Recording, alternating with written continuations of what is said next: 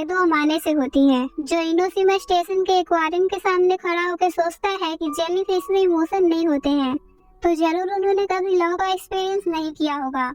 फिर फ्लैशबैक में दिखाते हैं कि एक लड़का उसे आइसक्रीम देते हुए कहता है कि कल तुम यहाँ से जा रहे हो तो तुम्हारे जाने की तैयारी कैसी चल रही है। अमाने कहता है कि क्या मैंने आपको पहले से ही बता रखा है। तो लड़का कहता है कि हाँ, तुमने कहा था कि तुम अपनी ग्रैंडमा के साथ रहने जा रहे हो, फिर आगे तुम्हारे हाई स्कूल का क्या होगा। अमाने कहता है कि मैं वहीं कहीं पास में ट्रांसफर कर लूंगा।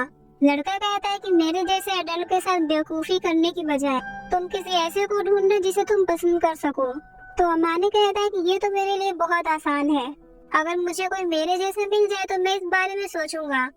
लड़का कहता है कि मुझे पता है, फिर तुम उसके साथ भी सोओगे। तो अमाने हाँ कहता है। तो वो लड़का कहता है कि ये अच्छी बात नहीं है। फिर प्रेजेंट में दिखाते हैं कि वो इस बात पे हंस रहा होता है कि उसे कोई ऐसा मिलेगा जिसे वो पसंद करेगा या फिर उसे कभी प्यार होगा। फिर वो अपनी ग्रैंडमा को कॉल करके बताता है कि वो इनोशिमा में आ गया है, और तभी कहीं से बिल्ली आती है और उसका पॉलीथीन बैग फाड़ देती है और उसमें कुछ होता है जिसे खाने लगती है, जिससे अमाने थोड़ा शौक हो जाता है, बट बाद में उसे पैट करने लगता है। फिर यहाँ हमारे सेकंड मेल कैरेक्टर की एंट्री होती है, जो उस बिल्ली को ही ढूंढते हुए आता है। तो अमाने उसे देखते ही मन में सोच लेता है कि ये मेरे टाइप का है। फिर वो उससे नाम पूछता है, तो वो कहता है कि मैं यामासुके रियुजी हूँ। अमाने कहता है कि तुम्हारा नहीं, मेरा मतलब था बिल्ली का। और इतना कह के वो हंसने लगता है और उसे अपना नाम बताता है। तो रियुजी भी उस बिल्ली का नाम बताता है कि ये तारुसुकी है। ये सड़क पर घूमने वाली बिल्ली है, बट कभी कभी हमारे घर के पास आ जाती है। और अगर तुम्हें सही लगे तो ऐसे नापोलॉजी, क्या तुम मेरे रेस्टोरेंट आना चाहोगे? बस थोड़ा सा चलना पड़ेगा। तो ये बात सुन के अमाने बहुत एक्साइटेड हो जाता है और उसके साथ चलने के लिए हाँ कर देता है। फिर अगले सीन में दिखाते हैं कि अमाने सीढ़ियाँ चढ़ते चढ़ते बहुत थक जाता है और रियुजी से कहता है कि तुम्हारा भार कुछ ज्यादा ही ऊपर नहीं है। रियुजी कहता है कि मैंने तुम्हें पहले ही बताया था कि तुम्हें थोड़ा चलना पड़ेगा। अमाने कहता है कि थोड़ा सा से तुम्हारा क्या मतलब है? तुमने माउंटेन चढ़ने के बारे में ऐसा कुछ नहीं कहा था।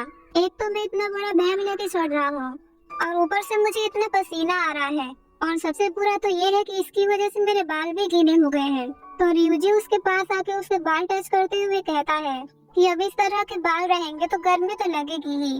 अब चलो भी, तुम कर सकते हो, हम बस पहुंचने वाले हैं। फिर वो जैसे तैसे करके उसके रेस्टोरेंट तक पहुंच जाता है और ऊपर पहुंचने के बाद वहां से व्यू देखता है, जो कि बहुत ही खूबसूरत दिख रहा होता है, जिसे देख के वो बहुत खुश हो जाता है। और रेस्टोरेंट के खाने की चीजों को देख के वो और भी खुश हो जाता है। फिर रियुजी उसे अंदर लेकर जाता है और कहता है कि मुझे अच्छा लगा कि तुम्हारा मूड अब ठीक है।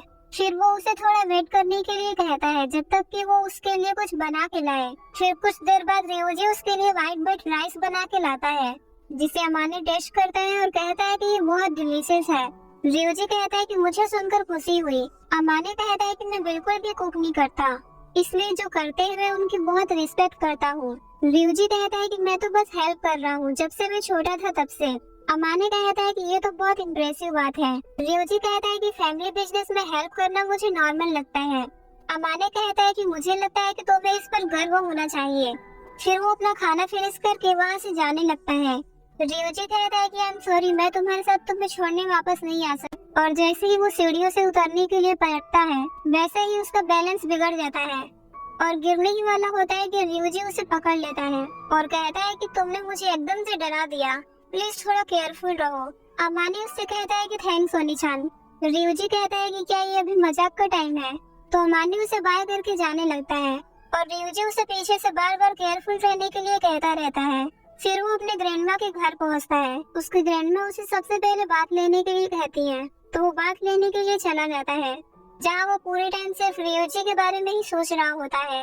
फिर वो जब बात लेके बाहर आता है तो उसके फोन में उसके ओल्ड स्कूल से कुछ मैसेज आते हैं, जिसे देख के उसे ओल्ड मेमोरीज याद आने लगती है। फिर अगले दिन वो अपने न्यू स्कूल में जाता है, जहाँ वो सबके सामने अपना इंट्रो देता है। तो क्लास के सारे स्टूडेंट उसे क्यूट और गुड लुकिंग कहने लगते हैं और फिर सर उसकी सीट बताते हैं, तो वो अपनी सीट पे जाके बैठता है। तो पता चलता है कि उसकी साइड की सीट रियुजी की होती है, जो सो रहा होता है। तो सर उसे उठाते हैं और फिर जब दोनों एक दूसरे को देखते हैं तो शौक रह जाते हैं।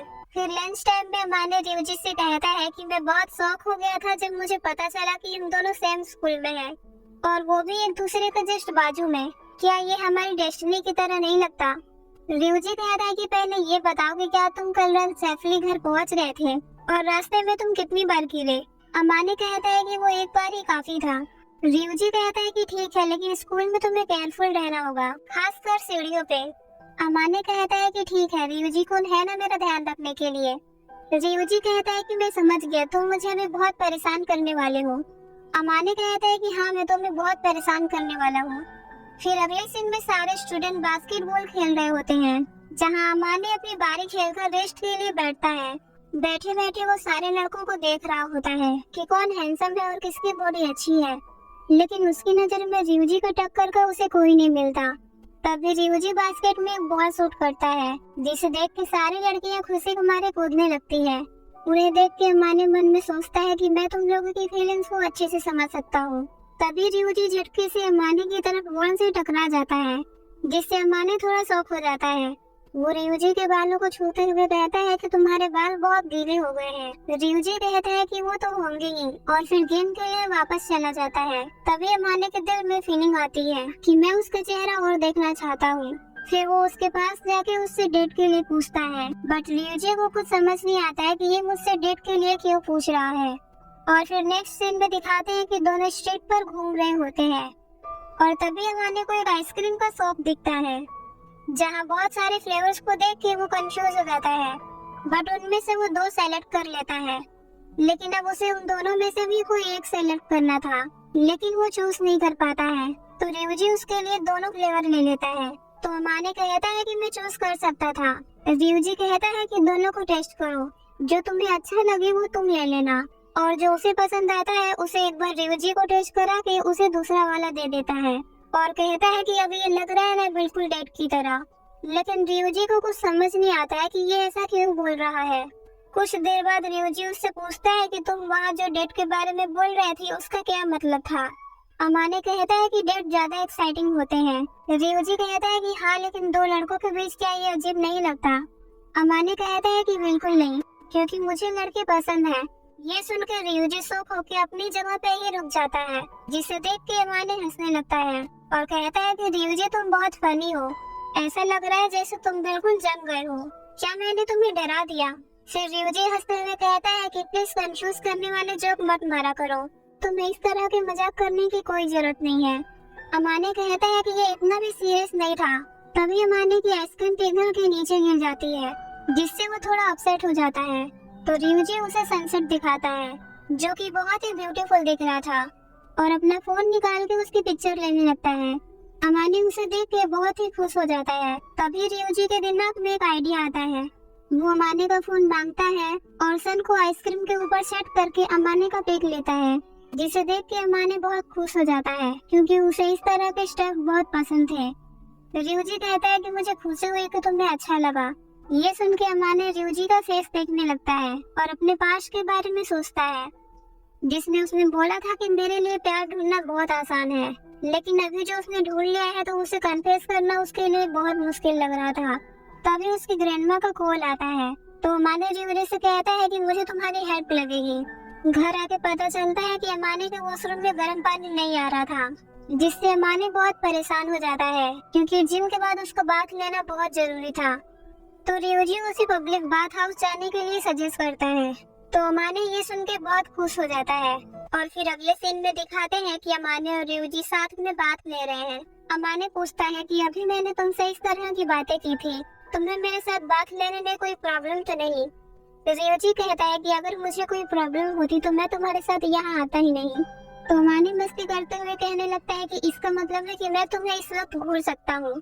तो रियोजी कहता है कि नहीं, ऐसी बात नहीं है। अमाने कहता है कि मुझे इस तरह के बड़े बात हाउस में बात लिए हुए बहुत वक्त हो गए हैं। रियोजी पूछता है कि लास्ट टाइम कब था? अमाने कहता है कि जब मैं जूनियर हाई स्कूल में था, तब एक स्कूल ट्रिप के वक्त मैंने इतने बड़े बाथटब में बात लिया था। रियोजी कहता है कि वो नहीं, मेरा मतलब था कि तुमने इस तरह की बातें करना, चिढ़ाना या फिर सीरियस बातों को हंसी में उड़ा देना, ये कब से स्टार्ट किया? अमाने कहता है कि जब मैं जूनियर हाई स्कूल में था, तब मैं किसी को पसंद करता था। फिर फ्लैशबैक में दिखाते हैं कि अमाने अपने कुछ दोस्तों के साथ बैठा हुआ है, तो उनमें से एक दोस्त कहता है कि मैंने सुना है कि तुमने अभी अभी एक कन्फेशन को रिजेक्ट किया। तो अमाने कहता है कि हाँ, क्योंकि मुझे डेटिंग में कोई इंटरेस्ट नहीं है। तभी उनमें से एक लड़का कहता है कि कहीं ऐसा तो नहीं कि तुम्हें उम्र में बड़ी लड़कियां पसंद हैं। तो अमाने कहने ही वाला होता है कि मुझे लड़कियां नहीं लड़के पसंद हैं, कि उसका दोस्त उसकी बात को बीच से ही काट देता है और कहता है कि मुझे बड़ी लड़कियां पसंद हैं, और फिर सारे उससे बात करने लगते हैं। फिर जब अमाने अपने उसी दोस्त के साथ घर जा रहा होता है तो वो उसे बचाने के लिए उसे थैंक्स करता है।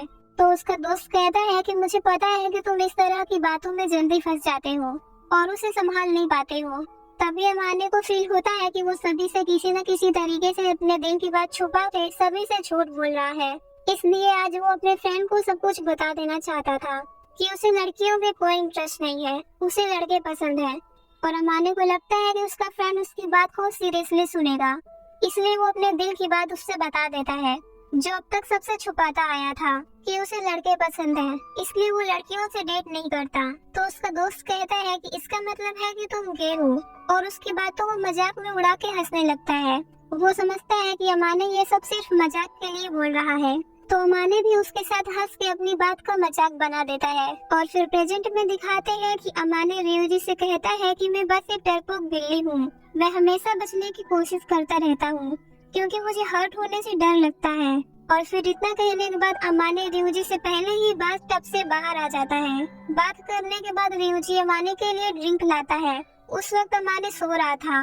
टेबल पर ड्रिंक रखने की आवाज सुन के अमाने उठ जाता है और रियोजी से सॉरी कहता है, क्योंकि उसने रियोजी का रिएक्शन देखने के लिए उससे कहा था कि मैं गे हूँ। रियोजी कहता है कि अब तक तुम इसे अपनी हंसी के पीछे छुपा रहे थे, लेकिन मैं तुम्हें उस तरह से नहीं देखता, इसलिए तुम्हें मेरे सामने किसी बात को लेकर फोर्सफुली हंसने की जरूरत नहीं है, क्योंकि जब जब तुम इस तरह की बातों के लिए मजाक करोगे तब तब सिर्फ तुम्हें ही दुख होगा।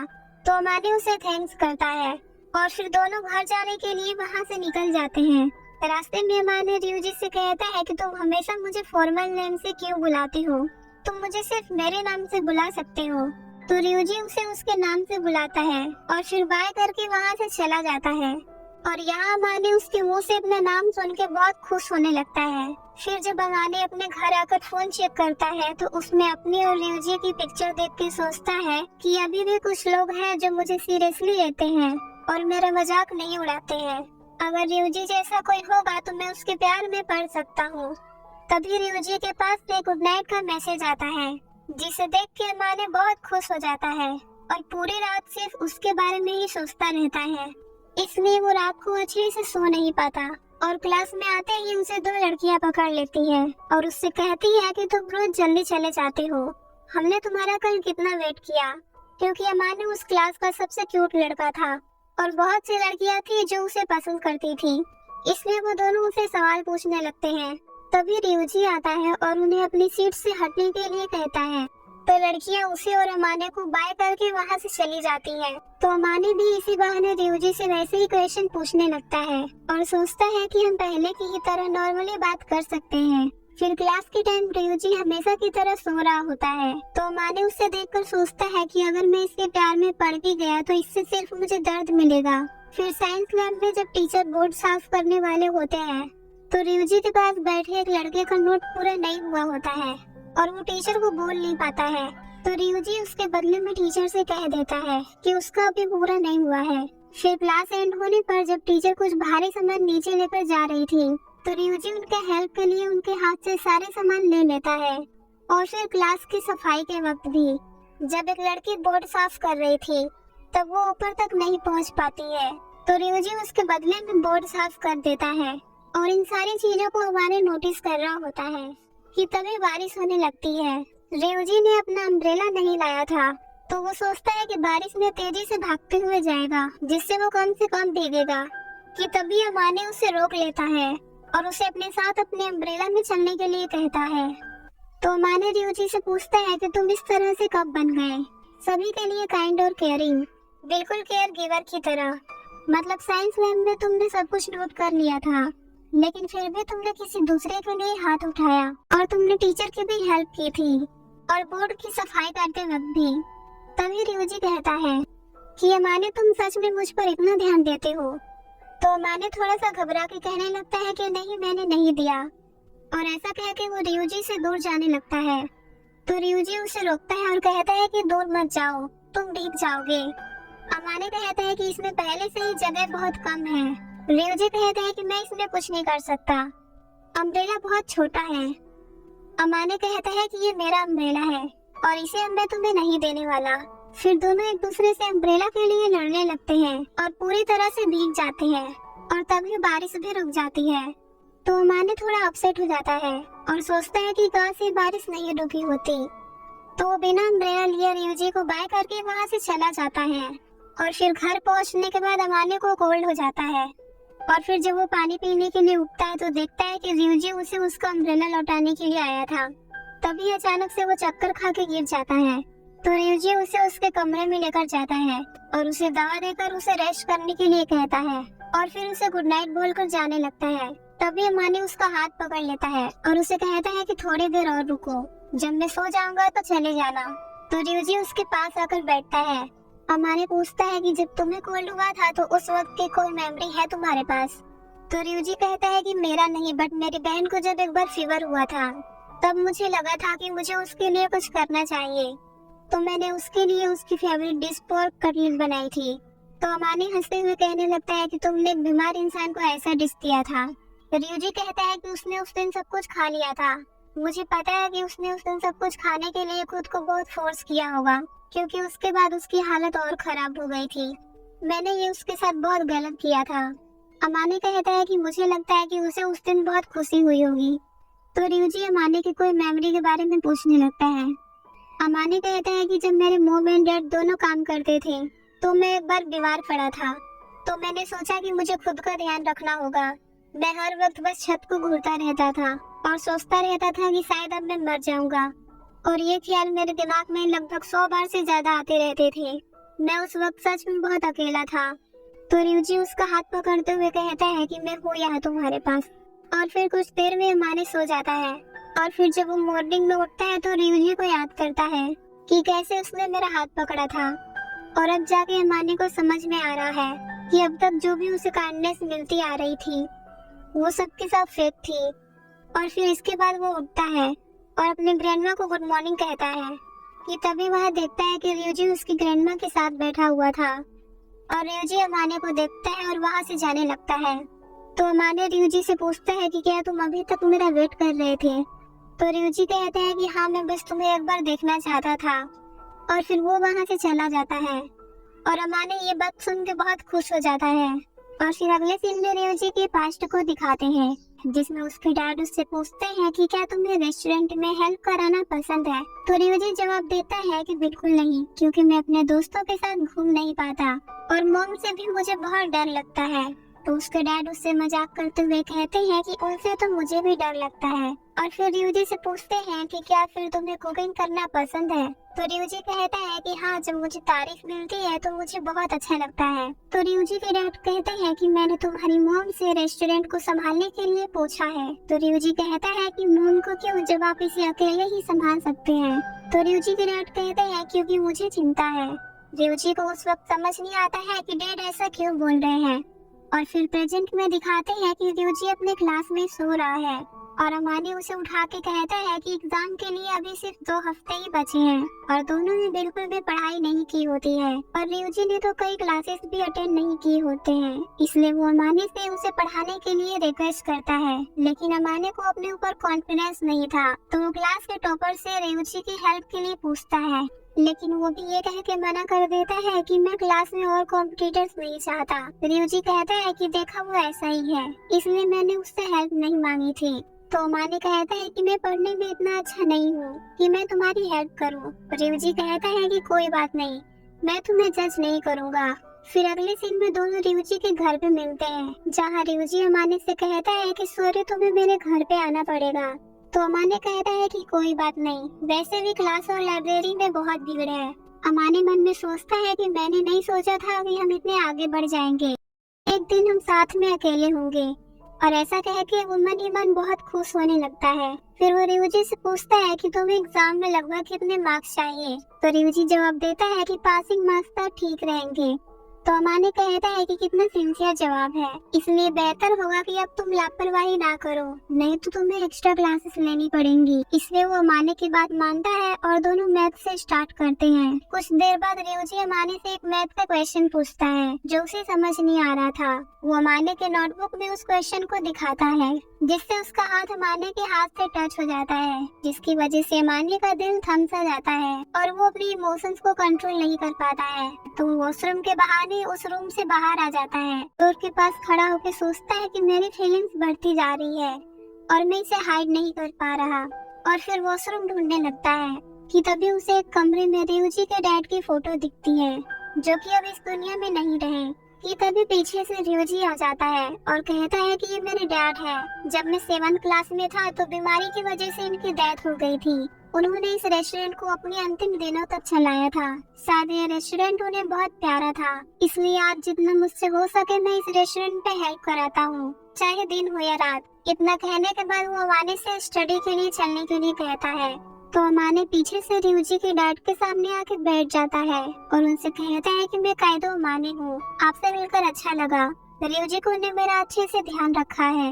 जिस दिन मैं इनोशिमा में आया उसी दिन मुझे रियोजी के बारे में पता चला। जब मैं भूख से मर रहा था तो ये मुझे अपने रेस्टोरेंट में लेकर आया था और मेरे लिए व्हाइट बैट राइस बनाया था, जो कि बहुत अच्छा था। रियोजी इस रेस्टोरेंट के इम्पोर्टेंस को समझता है और उसे बचाए रखने के लिए अपनी पूरी कोशिश कर रहा है, इसलिए आपको चिंता करने की जरूरत नहीं है।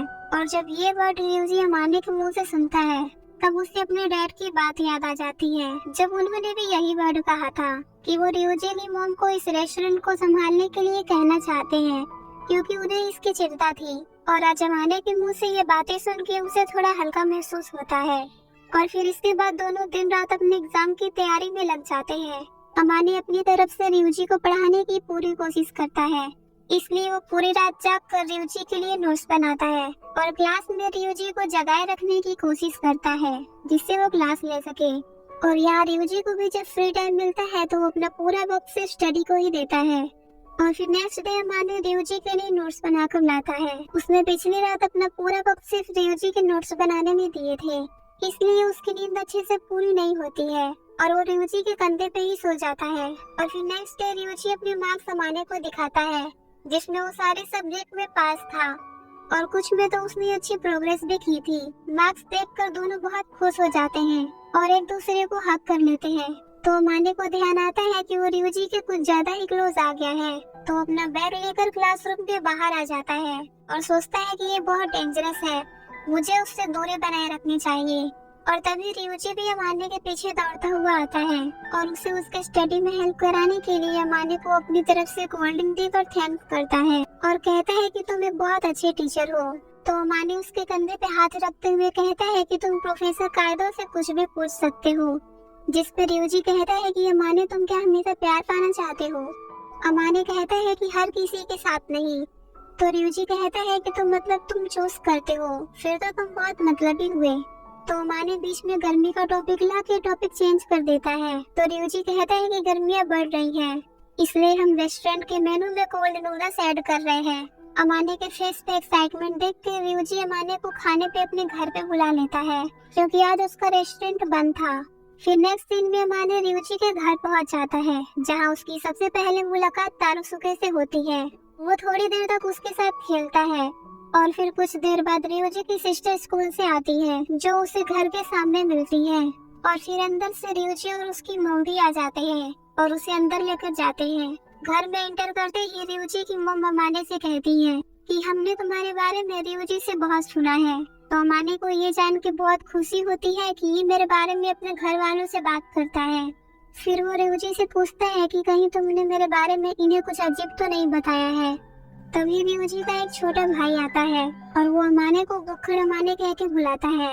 तो रियोजी डर जाता है और अमाने से कहता है कि नहीं, मैंने इसे ये नहीं बताया था। और फिर अगले सीन में अमाने सभी के साथ खाने पे बैठता है। ये उसका पहली बार था जो वो इतने सारे लोगों के साथ बैठ के खाने वाला था।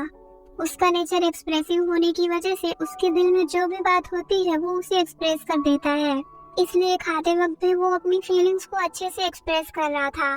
तो रियोजी का भाई कहता है कि तुम सच में बहुत भूखड़ हो, जैसा रियोजी ने कहा था।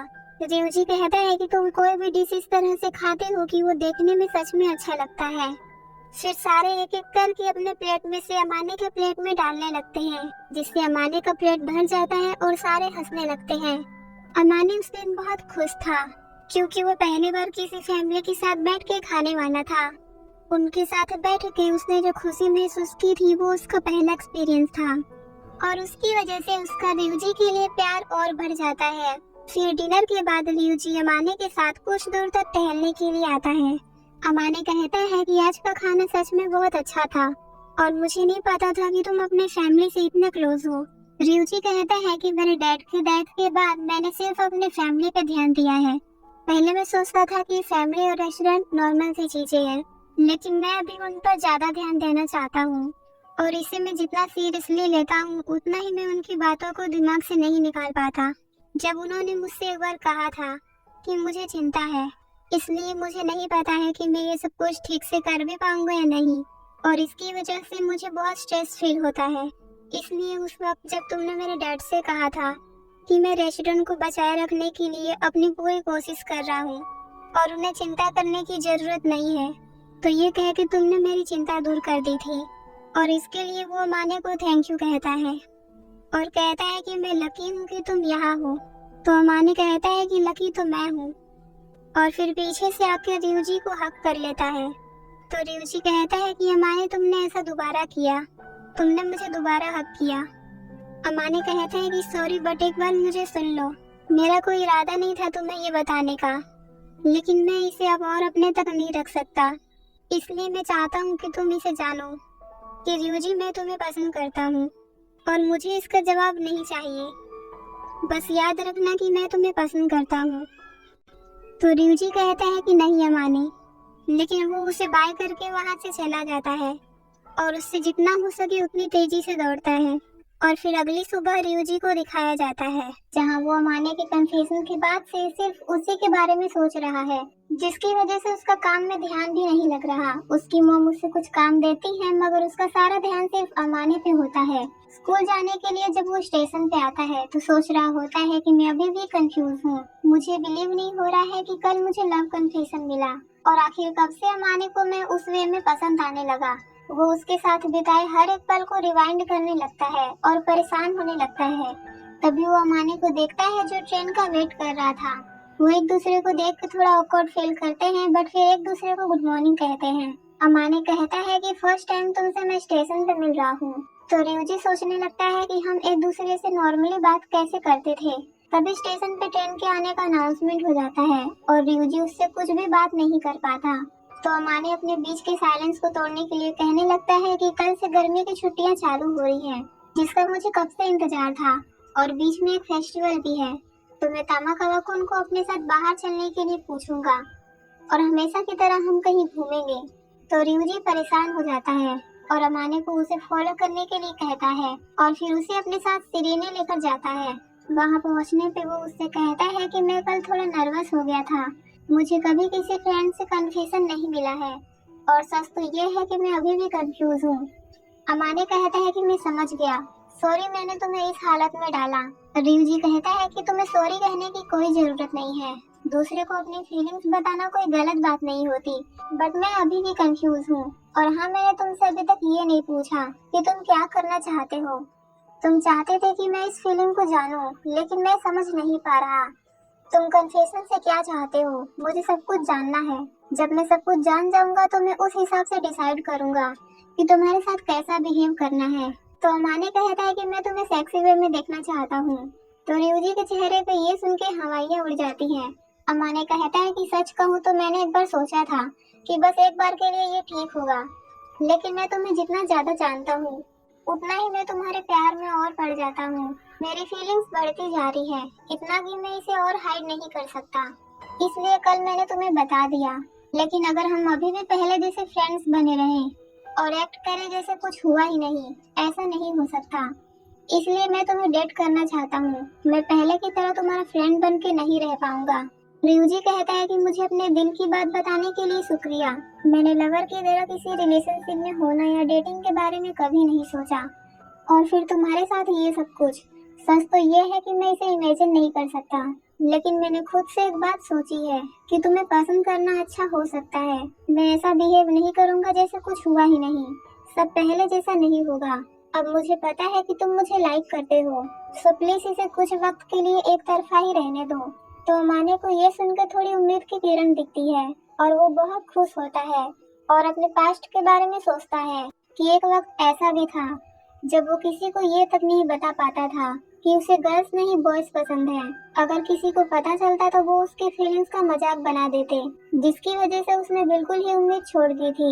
लेकिन अब रियूजी को देख के वो सोचता है कि तुम्हारे प्यार में पड़ना कितना अच्छा होगा। फिर अगले सीन में दिखाते हैं कि दोनों टीचर को ऑफिस से सॉरी कहते हुए निकलते हैं क्योंकि उन्होंने आगे की क्लास मिस कर दी थी।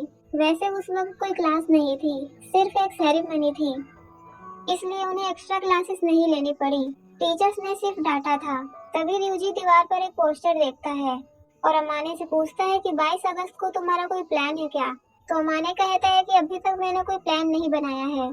तो रियूजी कहता है कि कैसा रहेगा अगर हम दोनों साथ में फायरवर्क फेस्टिवल में चले। तो ये सुन के अमाने बहुत खुश हो जाता है और हाँ कर देता है क्योंकि वो तो इसी के इंतजार में था कि वो रियूजी के साथ ज्यादा से ज्यादा टाइम स्पेंड कब करे।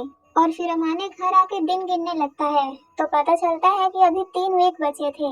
बहुत लंबा टाइम था और उसे ये 3 वीक कैसे भी करके काटने थे।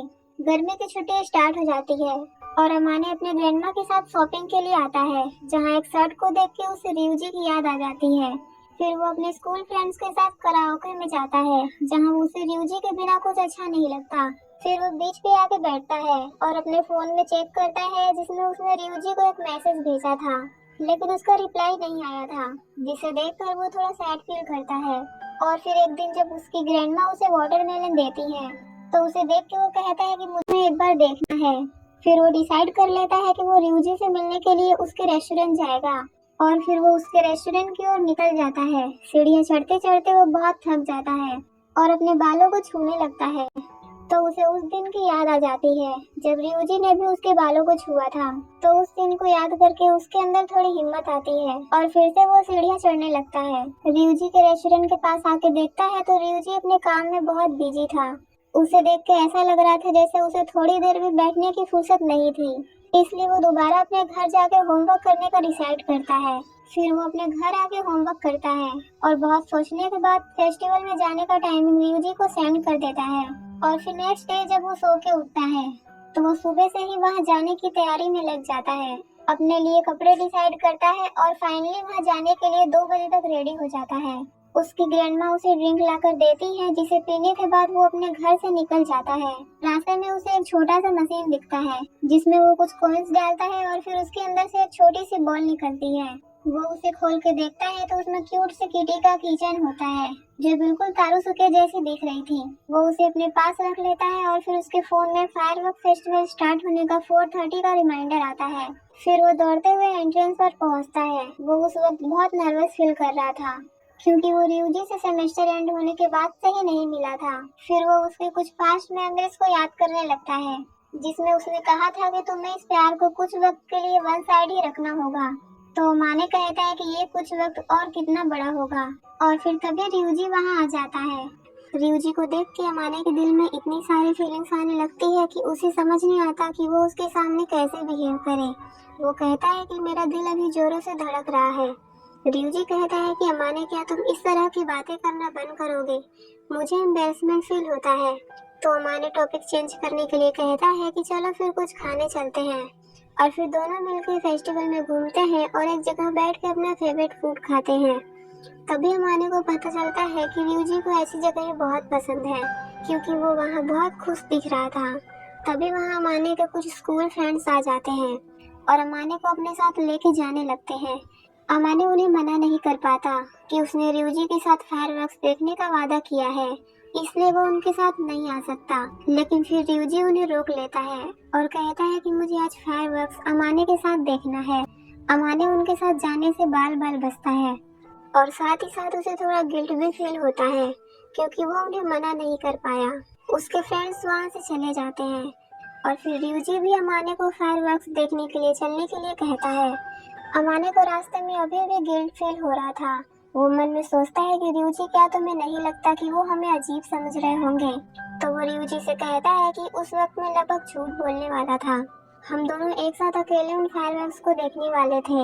मैं नहीं चाहता था कि वो हमें अजीब समझे, इसलिए मैंने उनसे छुपाने की कोशिश की। मैंने तुम्हारे साथ फायरवर्क्स देखने का वादा किया था, लेकिन मैं उन्हें मुझे ले जाने से नहीं रोक पाया। और फिर वो मन में सोचता है कि मुझे खुद से नफरत होती है।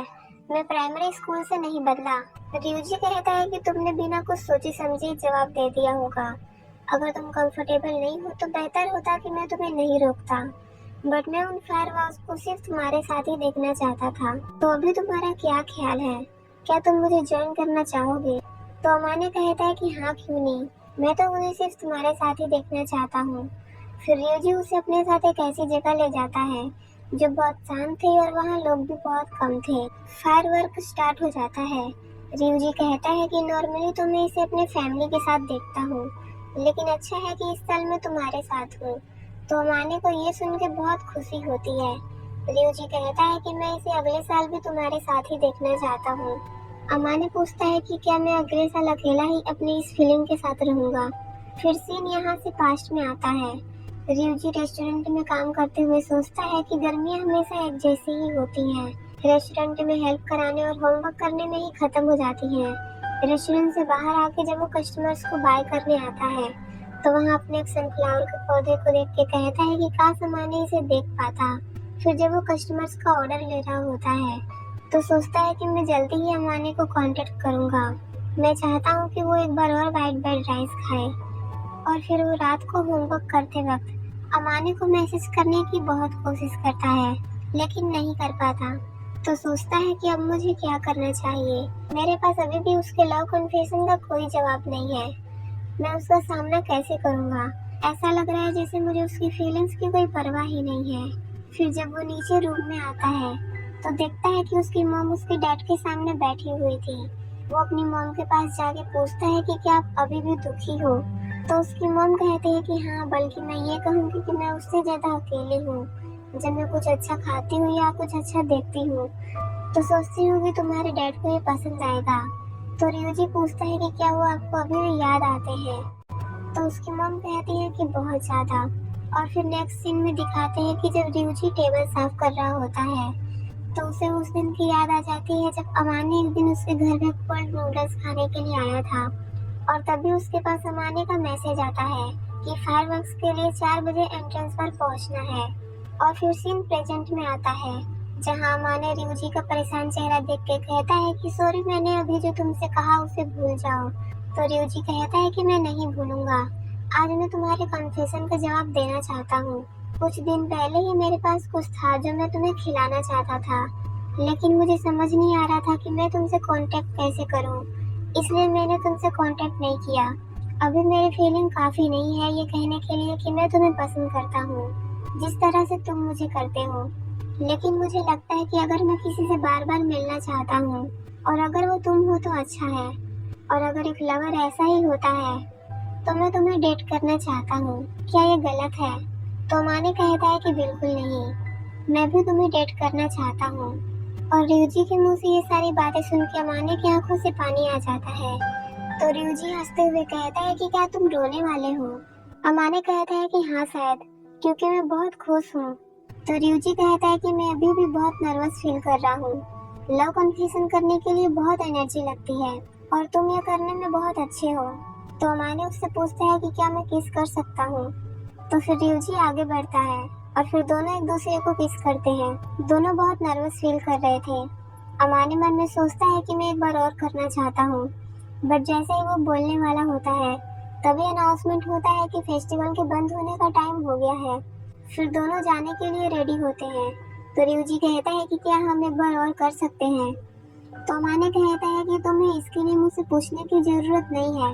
फिर दोनों एक बार और किस करते हैं और हंसने लगते हैं और फिर दोनों वहाँ से घर के लिए निकल जाते हैं। तो रास्ते को देख के अमाने सोचता है कि ये रास्ता पहले जैसा नहीं रहा। तभी रियूजी कहता है कि अभी कुछ देर पहले ही यहाँ से हम गुजरे थे, लेकिन अभी ये बिल्कुल अलग दिख रहा है। तो अमाने कहता है कि मुझे भी सेम फील हो रहा है। जब हम आ रहे थे तो ये सिर्फ वन साइड लव था, लेकिन अब हम जब वापस जा रहे हैं तो एक लवर बन के जा रहे हैं।